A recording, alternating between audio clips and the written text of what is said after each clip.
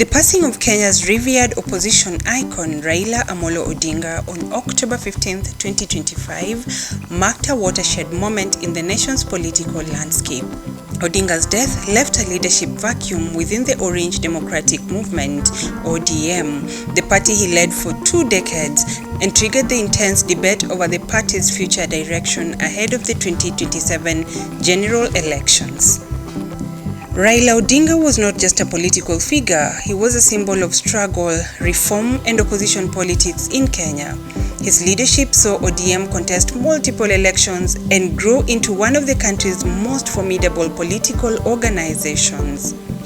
His sudden demise of a heart attack in India left supporters mourning and political operatives recalibrating their strategies. Yet within weeks of his death, cracks began to appear within ODM's ranks. Saboti Member of Parliament Amisi has been one of the most vocal critics of the party's current direction. Amisi argues that without Raila's unifying presence and principles, ODM risks losing its identity. He says the party leadership lacks the vision and cohesion that defined Raila's era, warning that the party could die without strong leadership.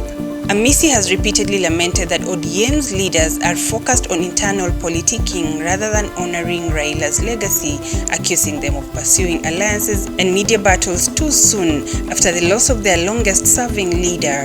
He has criticized what he sees as misplaced priorities, particularly the party's ongoing participation in the broad-based government with President William Ruto, a strategy Raila had indicated in his final days. In public statements, Amisi even gave the party leadership a firm deadline, threatening to sever ties with ODM if it continued endorsing cooperation with Ruto beyond March 2026.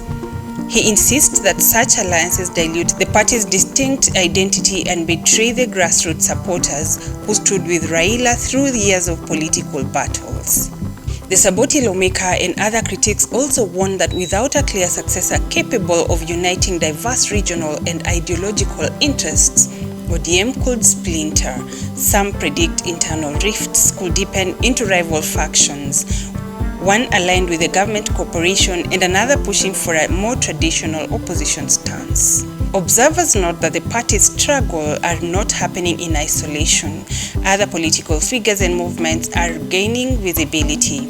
Some analysts suggest that President Ruto's United Democratic Alliance, UDA, is making strategic inroads into former ODM strongholds in Western Kenya and Nyanza areas, once solidly behind Raila's leadership. This shift, they say, reflects broader changes in voter sentiment and political opportunity following the Odinga era. For Amisi, the heart of the matter lies in leadership and loyalty. He argues that ODM founders and grassroots supporters must be respected and the party must return to core principles instead of fragmenting.